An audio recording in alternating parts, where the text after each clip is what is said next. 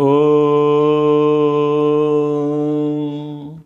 विश्वानि देव सवितर्दुरितानि परासुव यद् भद्रं तन्यासुव यद् भद्रं तन्यासुव। महाभारत अध्ययन की इस कक्षा में आप सभी का स्वागत है। शांति पर्व का हम अध्ययन कर रहे हैं। पितामह भीष्म जी के द्वारा युधिष्ठिर को उपदेश दिए जा रहे हैं। महानुभावों, क्या आपने सुना है कि पुत्र पिता को उपदेश देवे? कई ऐसे कथानक और प्रसंग आते हैं जिसमें जो पुत्र है वो पिता को उपदेश देते हैं, और जो आयु में छोटा है उपदेश देने के कारण यानी विद्या का दान देने के कारण से उसको पिता संज्ञक कहा गया। ऐसा ही एक अद्भुत प्रसंग आज हम लेने वाले हैं। विषय है कि स्वयं कल्याण के इच्छुक पुरुष के कर्तव्य क्या है। मनुष्य को अपने कर्तव्य के विषय में विचार करना चाहिए कि यदि वो अल्प समय में अपना कल्याण करना चाहे तो। युधिष्ठिर ने पूछा कि हे पितामह, समस्त प्राणियों का संहार करने वाला ये काल जो है वो निरंतर व्यतीत होता जा रहा है। ऐसी स्थिति में मनुष्य क्या करने से कल्याण का भागी हो सकता है? कृपा करके मुझे बताने का कष्ट करें। पितामह भीष्म ने कहा कि हे युधिष्ठिर, इस विषय में एक प्राचीन इतिहास है कि एक पिता को पुत्र ने उपदेश दिया था। उस संवाद को तुम ध्यान से सुनो। प्रसंग इस प्रकार से है कि प्राचीन काल में अर्थात भीष्म जी से पहले एक ब्राह्मण थे जो नित्य प्रतिदिन वेदों का स्वाध्याय किया करते थे, और उनका एक पुत्र था जो नाम और गुण दोनों ही प्रकार से मेधावी था, बुद्धिमान था। वो पुत्र इतना कुशल था कि धर्म अर्थ काम मोक्ष लोक व्यवहार इसका वो अच्छा मर्मज्ञ था, अच्छा जानकार था। पिताजी एक दिन स्वाध्याय कर रहे थे तो पिताजी के पास बड़ी विनम्रता के साथ वो पहुंचा और पिता से पूछा कि हे पिता, मनुष्य की आयु तीव्र गति से बीती जा रही है। यह जानते हुए धीर पुरुष को क्या करना चाहिए, विवेकी पुरुष को क्या करना चाहिए? आप मुझे इसका यथार्थ उपदेश देवें जिसके अनुसार मैं आपका पुत्र धर्म के मार्ग का अनुसरण कर सकूं। पिता ने कहा कि हे वत्स, मनुष्य को चाहिए कि वह ब्रह्मचर्य पूर्वक संपूर्ण वेदों का अध्ययन करे। अध्ययन के पश्चात वो गृहस्थ आश्रम में प्रवेश करे। माता पिता आदि के कल्याण की इच्छा रखते हुए संतान की उत्पत्ति करे। विधि पूर्वक तीनों अग्नियों को वो पार करे, उनका अनुष्ठान करे। तत्पश्चात गृहस्थ से निवृत्त होकर के वानप्रस्थ की ओर प्रयाण करे और वहां पर मौन भाव रहते हुए अंत में सन्यासी होने की इच्छा करे। क्रमशः पिता ने यहां पर चारों आश्रमों का उपदेश पुत्र को कर दिया। तो पुत्र इस उपदेश से संतुष्ट न था। उसने उत्सुकतावश पिता से पूछा कि हे पिता, यह लोक जब इस प्रकार आयु 6 से मृत्यु द्वारा मारा जा रहा है, वृद्धावस्था चारों ओर से व्यक्ति को घेर लिए है और दिन रात्रि सफलतापूर्वक जीवन की डोर काट रहे हैं, ऐसी अवस्था में आप धीर व्यक्ति की भांति कैसी बातें कर रहे हैं? क्योंकि पिता ने तो एक लंबा सिस्टम बता दिया, 100 वर्ष की आयु का विधान बता दिया। 25 वर्ष ब्रह्मचर्य में रहो, 25 वर्ष गृहस्थ में रहो, 25 वर्ष वानप्रस्थ में रहो, और फिर शेष 25 वर्ष आप संन्यास में बिताओ। पिता का उपदेश गलत नहीं था, लेकिन पुत्र को संतुष्टि ना थी। बोले ये तो आलसियों का काम है, धीर पुरुषों जो धीरे धीरे काम करना चाहते हैं, क्रम से काम करना चाहते हैं, उनका काम है। कि संन्यास कब लेंगे? बोले जब 75 के हो जाएंगे। वानप्रस्थ कब लेंगे? जब 50 के हो जाएंगे। यानी किसी भी काम करने के लिए एक अवधि है, उस अवधि पर जब हम पहुंचेंगे तब हम उस काम को करेंगे। तो ये बात जो है गले नहीं उतर रही पुत्र के। तो पिता ने पूछा, पुत्र कि तुम ऐसी बातें करके मुझे डरा क्यों रहे हो? मुझे बताओ, इस लोक में किसके द्वारा कौन मारा जा रहा है, कौन किसको घेर रहा है, और ऐसा कौन सा व्यक्ति है जो सफलतापूर्वक अपने कामों को कर रहा है? तुम मुझे भ्रम में मत डालो, भयभीत मत करो। तो अब पिता का क्या प्रश्न हो गया कि यह लोक किसके द्वारा मारा जा रहा है? एक प्रश्न यह हो गया। दूसरा प्रश्न क्या हुआ? किसने इस संसार को घेर रखा है, और कौन ऐसा व्यक्ति है जो सफलतापूर्वक अपना कार्य करके व्यतीत हो रहा है? किसका कार्य सफलतापूर्वक संपन्न हो रहा है? यह प्रश्न अब पिता के आ गए। पुत्र बोला, हे पिता, यह समस्त संसार मृत्यु के द्वारा मारा जा रहा है। कौन इस संसार को मार रहा है? मृत्यु मार रही है। और किसने इस संसार को घेर रखा है? जराया परिवारितः, जरा ने यानी बुढ़ापे ने इस संसार को घेर रखा है, क्योंकि हर वस्तु में बुढ़ापा आ रहा है, क्षय हो रहा है, वो विनाश को हो रही है हर वस्तु। और दिन रात ऐसे व्यक्ति हैं जो सफलतापूर्वक प्राणियों की आयु का अपहरण करके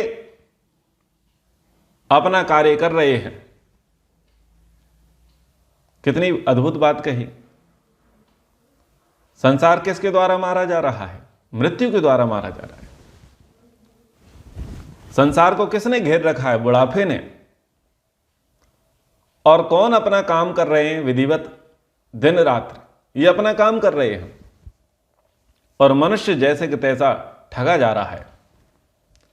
पुत्र कहता है कि हे पिता, जैसे नदियों का प्रवाह आगे की ओर बढ़ता ही चला जाता है, पीछे की ओर नहीं लौटता, वैसे ही ये रात दिन मनुष्य की आयु को हरते हैं, बारंबार आते हैं और फिर चले जाते हैं। लेकिन होता क्या है? मनुष्य की आयु तो दिन प्रतिदिन कम होती जा रही है। जन्म दिवस जब मनाया जाता है तो व्यक्ति बड़ा हर्ष से होता है, वाह मैं 35 का हो गया, 45 का हो गया, 55 का हो गया। प्रसन्न होते हैं लोग अपनी आयु के बढ़ने को देख करके। लेकिन विचार करना चाहिए कि यह प्रसन्नता का विषय है या दुख का विषय है। हम पुराने होते जा रहे हैं, हम बूढ़े होते जा रहे हैं। अच्छा, एक मनोरंजक बात क्या देखते हैं कि बच्चे क्या चाहते हैं? बच्चे ये चाहते हैं कि मैं शीघ्र ही बड़ा हो जाऊं। वो क्यों बड़ा होना चाहता है? क्योंकि वो स्वयं को पराधीन समझता है, उसे स्वतंत्रता का अभाव दिखता है। इसलिए बच्चा ये चाहता है कि मैं शीघ्र ही बड़ा हो जाऊं और अपना कार्य स्वयं करने लग जाऊं, दूसरे के भरोसे ना बैठूं। लेकिन वही व्यक्ति, वही बच्चा जब बड़ा हो जाता है, अच्छी आयु को प्राप्त कर लेता है और अपना कार्य करते करते अन्यों का भी कार्य करने लग जाता है, और कार्यों का बोझ इतना बढ़ जाता है कि फिर वो सोचता है कि मैं बड़ा क्यों हूं। क्या कहता है वो? जिंदगी तो बच्चों की अच्छी है, ना खाने की चिंता, ना पीने की, ना सोने की, ना जागने की, ना स्कूल जाने की चिंता। इसको कहते हैं दूर के ढोल सुहावने। छोटे बच्चों को बड़े अच्छे दिखते हैं और बड़ों को बचपना ज्यादा अच्छा दिखता है ना? मजेदार बात। तो कह रहा है पुत्र अपने पिता से कि हे पिता, कि जब मैं इस बात को जानता हूं कि मृत्यु क्षण भर के लिए भी किसी के लिए नहीं रुक सकती और मैं इसके जाल में फंसकर ही विचर रहा हूं, तब मैं थोड़ी देर भी प्रतीक्षा कैसे कर सकता हूं? आपने तो कह दिया कि संन्यास लेना है जब 75 के हो जाओ। अभी तुम बच्चे हो, पढ़ाई करो, पढ़ाई करने की उम्र है, अपनी योग्यता बनाओ, आत्मनिर्भर बनो, फिर थोड़े गृहस्थ का भी उपभोग करो, उसके बाद अपने कचरे को साफ करने के लिए वानप्रस्थी बनो और फिर धर्मानुष्ठान योगानुष्ठान करने के लिए संन्यास लो। पुत्र ने कहा कि इतना समय किसके पास है? ये दिन रात तो काटे जा रहे हैं, ये बुढ़ापा तो नित्य प्रतिदिन आता जा रहा है। मृत्यु कब कहां किसके दरवाजे पर आकर के दस्तक दे दे कोई भरोसा नहीं है। और आप कहते हैं कि सन्यास कब लेना है, प्रभु भक्ति कब करनी है? जब बुढ़ापा आए, जब एक एक रात व्यतीत होने के साथ ही आयु क्षीण होती चली जा रही है, तब छिछले जल में रहने वाली मछली की भांति कौन सुख को प्राप्त कर सकता है? जिस रात्रि के व्यतीत होने पर मनुष्य कोई शुभ कर्म ना करे, उस दिन को विद्वान मनुष्य व्यर्थ ही गया समझते हैं। मनुष्य की कामनाएं पूर्ण भी नहीं होने पाती हैं कि मृत्यु उसके पास आ जाती है। अद्भुत विचार पुत्र ने पिता को दिया। हम एक ऐसे संकल्प को लेकर के अपने दिन की शुरुआत करें कि हम एक न एक उत्तम, पहले से बेहतर और शुभ कार्य आज अपने खाते में लिखा करके रहेंगे। इस संकल्प के साथ हमको अपना बिस्तर छोड़ना चाहिए। लेकिन दुर्भाग्य है, धार्मिकता का अभाव, आस्तिकता का अभाव हमें यह चिंतन करने ही नहीं देता। और हम किसका चिंतन करते हैं? सबसे पहले मोबाइल का चिंतन करते हैं। पति पत्नी का चिंतन करता है, पत्नी पति का चिंतन करती है, माता पिता का चिंतन पुत्र करते हैं और पुत्रों का चिंतन माता पिता। फिर नौकरी धंधा व्यापार काम, वही ये सब इसी का चिंतन करते हुए दिन की शुरुआत होती है और इसी का चिंतन करते हुए दिन का समापन हो जाता है। लेकिन यहां एक अद्भुत विचार कहा कि यदि आपने एक दिन में कोई विशेष शुभ कर्म नहीं किया तो समझो कि आपका दिन व्यर्थ गया। यह बुद्धिमानों की, विवेकियों की बुद्धि है। तो हम बुद्धिमान विवेकियों की बुद्धि का सहारा लेवें, उनसे प्रेरणा लेवें और हम अपने जीवन में ऐसे संकल्प को धारण करें कि आज मैं कल से बेहतर कुछ शुभ कर्म करूंगा। बिना शुभ कर्म किए यह सूर्य अस्त नहीं होगा। इस संकल्प, इस व्रत के साथ हम मनुष्यों को जीना चाहिए। इस संकल्प, इस व्रत के साथ हमें दिन की शुरुआत करनी चाहिए। हम बड़े बड़े मनोरथों को पालते जाते हैं, ऐसा करेंगे, वैसा करेंगे, ऐसा करेंगे, वैसा करेंगे। मनोरथ पूर्ण होते नहीं हैं और कब कुंडी खटखटा दी जाती है कि चलो चलने का समय आ गया है, चलने का समय आ गया। जैसे घास चरती हुई भेड़ों के पास सहसा व्याघ्री पहुंच जाती है और उन्हें दबोच कर चल देती है, वैसे ही मनुष्य का मन जब दूसरी ओर लगा रहता है उस समय अकस्मात मृत्यु आ जाती है और उसे लेकर के चल देती है। कितनी अद्भुत बात है। हमारा ध्यान दूसरी चीजों में लगा था। किस में लगा था?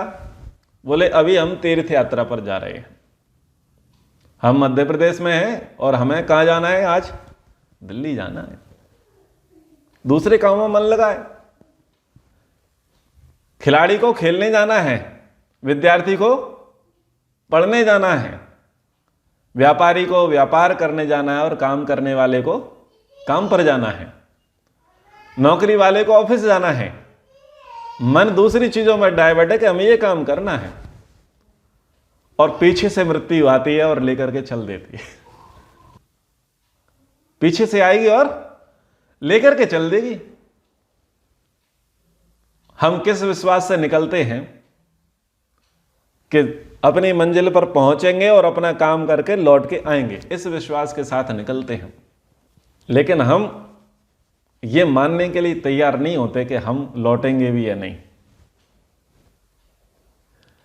प्रायः अपने व्याख्यान में एक पंक्ति का उदाहरण देता हूं कि शमशान पर कुछ लोग अर्थी को लेकर के कंधे पर रख करके एक मुर्दे को लिटा करके शमशान भूमि में अंदर प्रवेश करते हैं और दरवाजे पर लिखा था कि मुझे यहां तक लाने वालों, मुझे यहां तक लाने वालों, मेरी मंजिल तो यही थी, अफसोस बस यहां तक आते आते उम्र बीत गई, उम्र बीत गई यहां तक आते आते। विचारणीय है, चिंतन करने का विषय है। मौत कब आए कोई पता नहीं। एक सेठ जी थे, सेठ जी थे, काम धंधे में बड़े मशगूल थे, हिसाब किताब में पक्के थे। कई कारखाने वो देख रहे थे। इतने में क्या हुआ, यमदूत आए, बोले लाला धनीराम चलो बुलावा आया है, यमराज ने बुलाया है। बोले अभी तो सुबह के 10 बजे हैं, इतना सारा काम पड़ा है और बच्चे आत्मनिर्भर नहीं हुए हैं, उन्हें प्रॉपर्टी का हिसाब किताब नहीं किया है,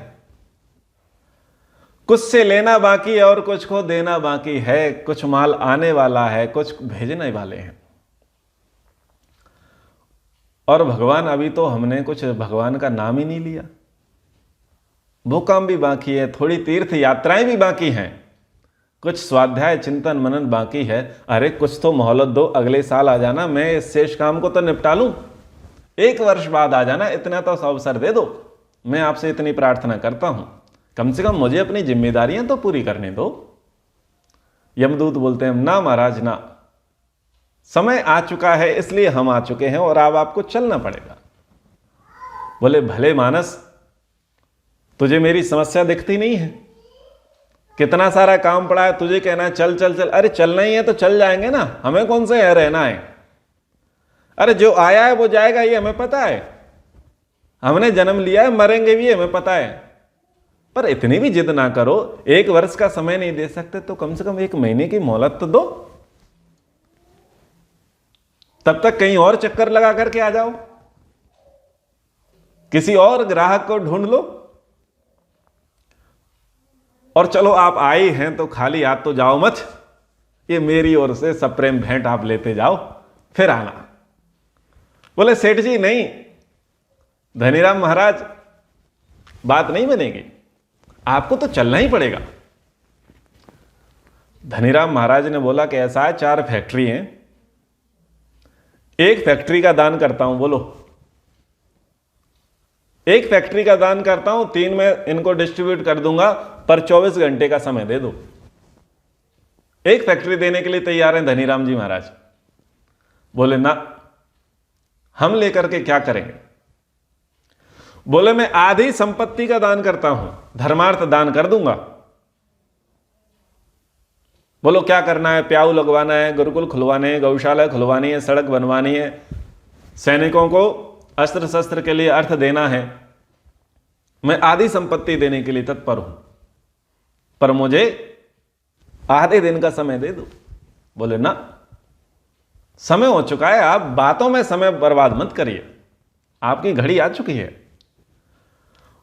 बोले भले मानस, तू पूरी प्रॉपर्टी का धर्मार्थ दान करा ले, संकल्प करा ले मेरे से, पर 1 घंटे का समय तो दे दे। और 1 घंटे का भी समय नहीं मिला। शुरुआत कहां से थी, 1 वर्ष से शुरुआत थी और 1 घंटे पर आए, और जैसे जैसे समय बीतता गया वैसे वैसे व्यक्ति देता चला गया, ऑफर करता चला गया। पहले वो दशांश दे रहा था, फिर वो 50% दे रहा था, फिर वो 100% देने लग गया और बोला कम से कम मुझे तो मोहलत दे दे, मुझे तो छोड़ दे। क्या बात समझ में आती है। अद्यैव कुरु यक्षश्रेयो मा त्वं कालो त्यगादयम् अकृतेष्वेव कार्येषु मृत्युर्वे संप्रकर्षति। जो कल्याणकारी कार्य हो उसे आज ही कर डालिए। अद्यैव कुरु यत् श्रेयो, जो श्रेष्ठ कर कार्य है उसको आज ही कर दीजिए। मा त्वं कालो त्यगादयम्, काल की प्रतीक्षा मत करिए। काल तो आपके हाथ से फिसल जाएगा, समय आपके हाथ से चूक जाएगा। अकृतेषु एव कार्येषु मृत्यु वै संप्रकर्षति, क्योंकि समस्त कार्य अधूरे ही पड़े रह जाएंगे और मृत्यु आपको घसीट करके ले जाएगी। भक्त मंडली के लोगों ने कहा कि काल करे सो आज कर और आज करे सो अब। पल में प्रलय होएगी तो बहुरी करेगा कब? जो कल करना है उसे आज करो। स्वय कार्यम अद्य कुर्वीत पूर्वाहान च अपराह्निकम नाहि प्रतीक्षते मृत्यु कृतमस्य न वा कृतम। स्व कार्य मध्य, कल किए जाने वाले काम को आज ही पूरा करो।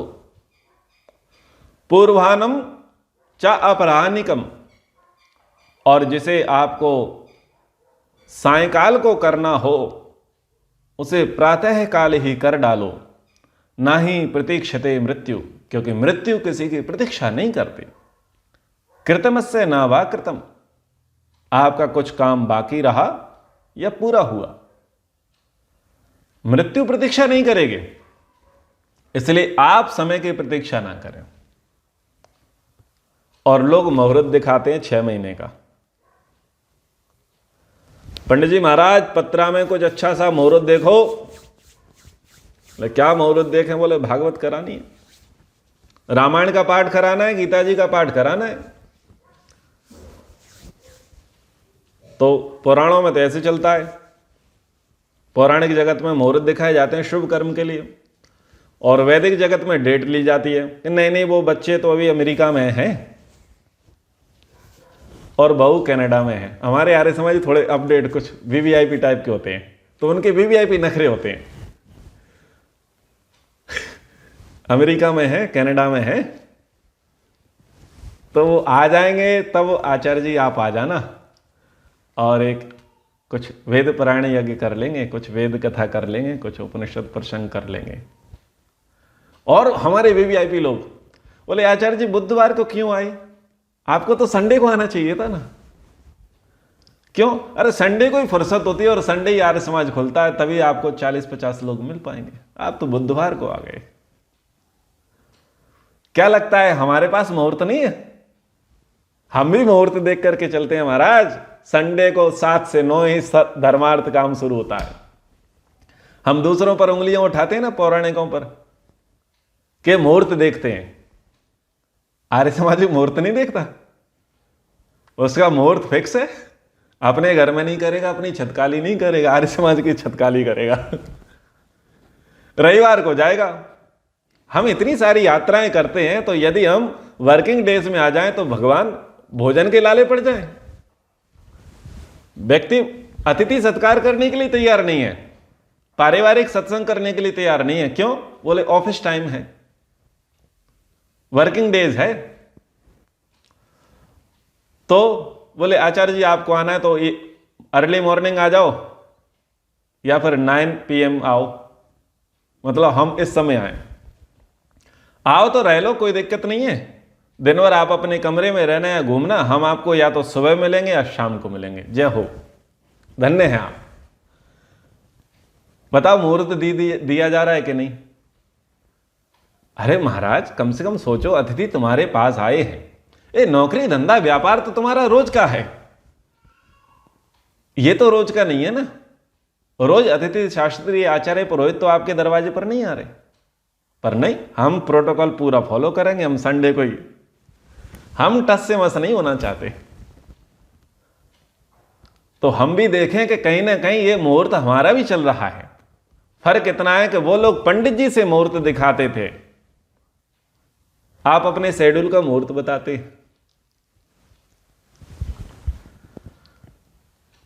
तो हम ऐसे शेड्यूल वाले मुहूर्त से ना चलें।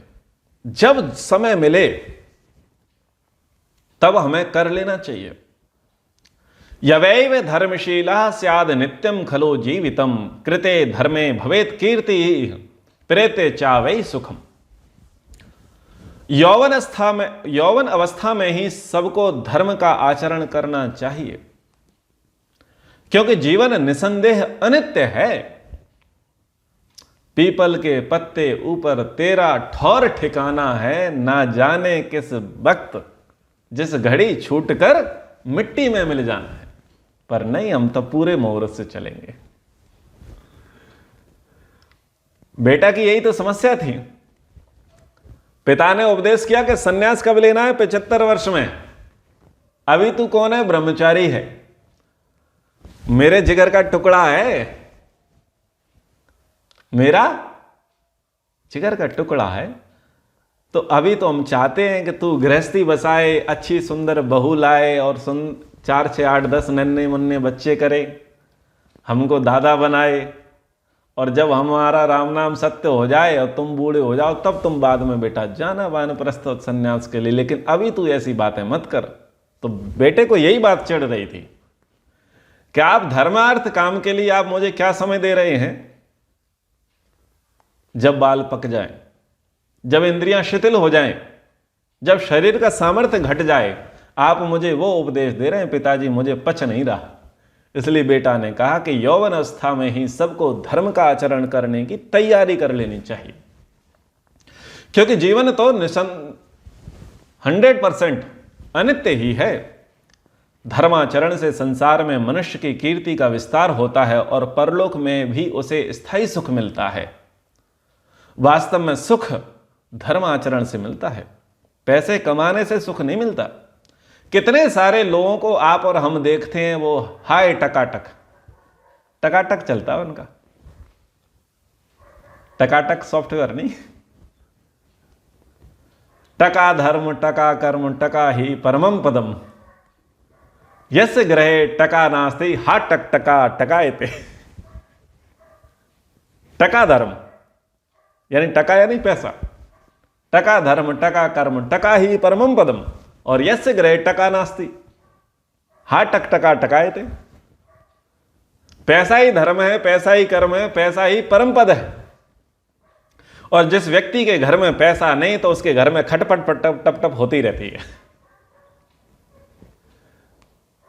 लेकिन वास्तविकता देखी जाए कि धन के पीछे कोलू के बैल की तरह पिड़े रहते हैं, उससे सुख नहीं मिलता, बस सुख भोग की वस्तुएं मिल जाती हैं। अच्छा बिस्तर मिल जाए तो नींद को तरसे नैन। बिस्तर अच्छे मिल जाएं, लेकिन व्यक्ति किसके लिए तरस रहा है? सोने के लिए। और कांटों पर भी सो करके किसी को आए चैन, अरे कोई कारण होगा। मिट्टी में सो जाते हैं, खेत में सो जाते हैं, खेत की मेड़ पर सो जाते हैं, फर्श पर सो जाते हैं। आप और हम कितने सारे लोगों को फुटपाथ पर शांति से सोते हुए देखते हैं, तो उनको फुटपाथ पर भी नींद आ रही है, रेलवे स्टेशन पर भी उनको नींद आ जाती है, वहां के फ्लोर पर वो सो जाते हैं, वहां भी उनको नींद आ रही है।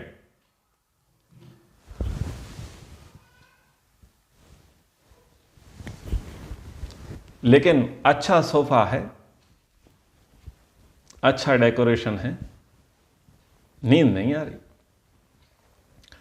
तो नींद यानी सुख, सुख तो धर्माचरण से है।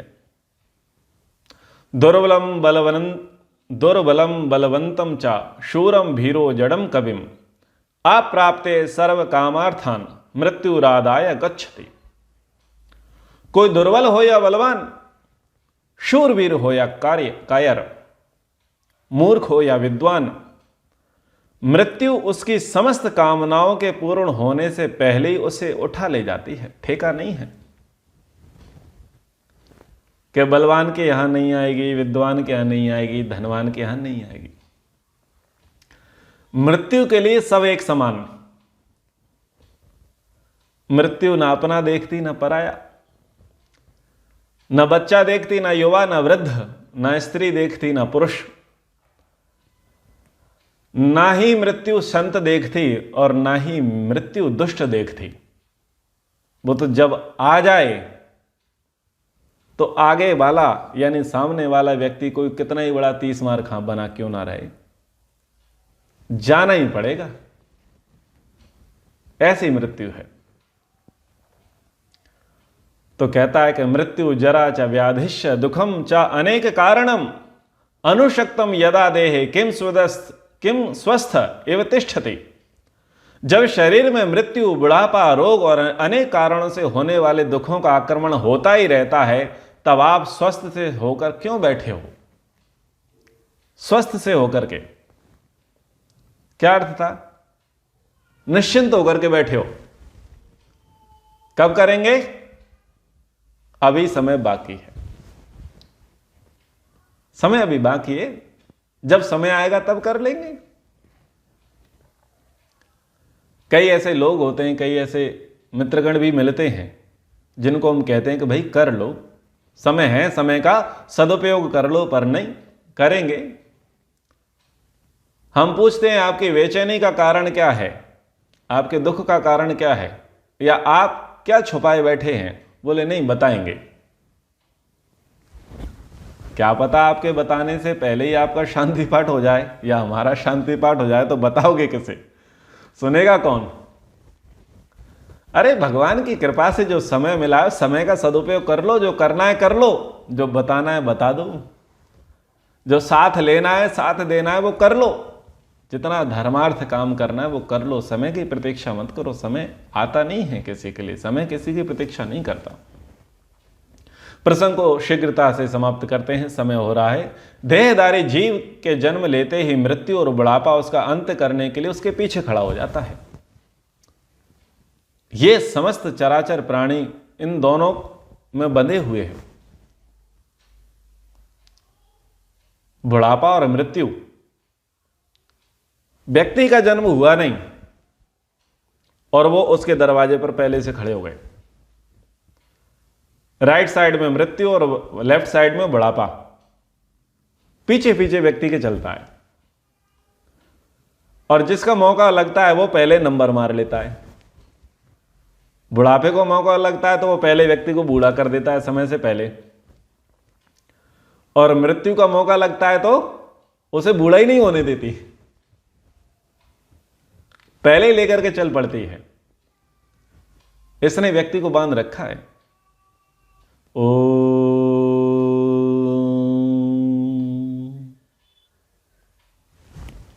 नमस्ते।